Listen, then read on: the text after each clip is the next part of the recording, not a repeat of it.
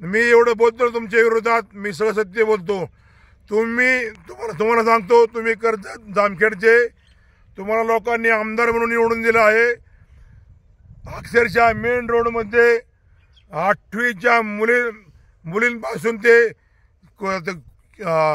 24, 25, 26 मुलींपर्यंत तिकडचे कॉफे चालू आहे, आजही चालू आहे।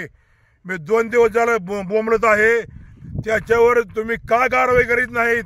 तुम्ही आमदार आहेत, तुमच्या पोलीस अधिकारी वचक पाहिजे, पण याचा अर्थ तुम्ही ह्या 8वीच्या मुलींपासून काय जास्त वयाच्या मुलींचं आईबापांचं तुम्ही ठरवलं आहे, हे पूर्ण ह्यांचं वाटोळ करायचं आहे असं तुमच्या पूर्ण डोक्यात आलं आहे।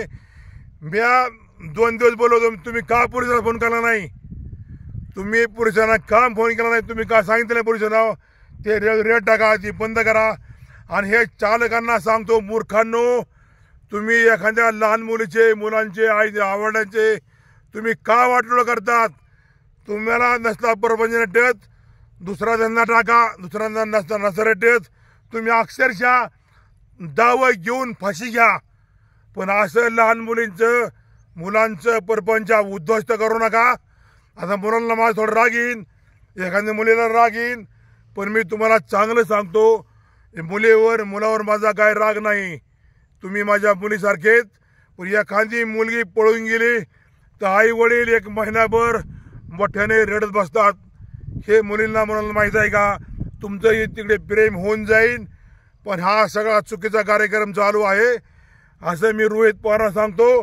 तुम्ही फक्त कॉफेच बंद करून दाखवा, मग ह्याच्यात तुम्ही पोलीस अधिकारी हप्ते खाते का? तुम्ही हप्ते खाता, तुमच्या जाहीर आरोप आहे माझा, ते उद्याच्या उद्या बंद करून टाका, असं अजिबात जमणार नाही।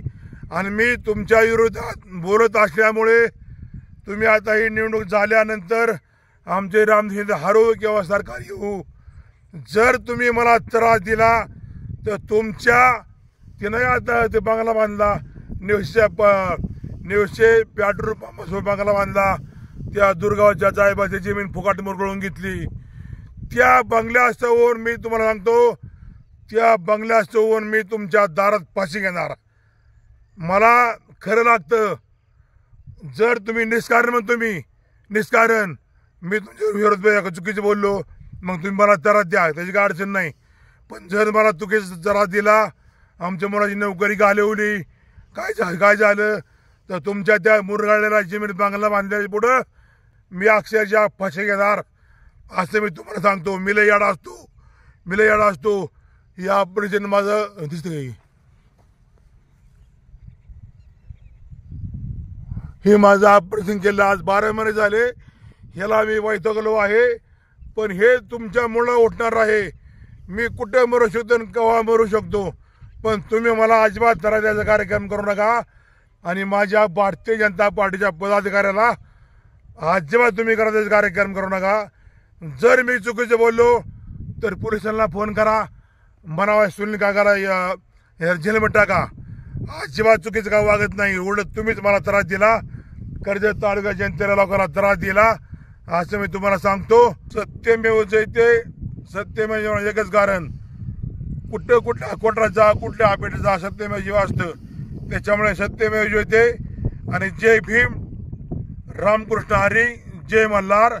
आणि रोहित पवारांना सांगतो, अजिबात कुठल्या लोकांनी कारण त्रास देऊ नका। जे तुमच्याकडे आले मग ती चांगली, दुसरं गेलं की मग त्याला घोडा लावायचा, असं जमणार नाही।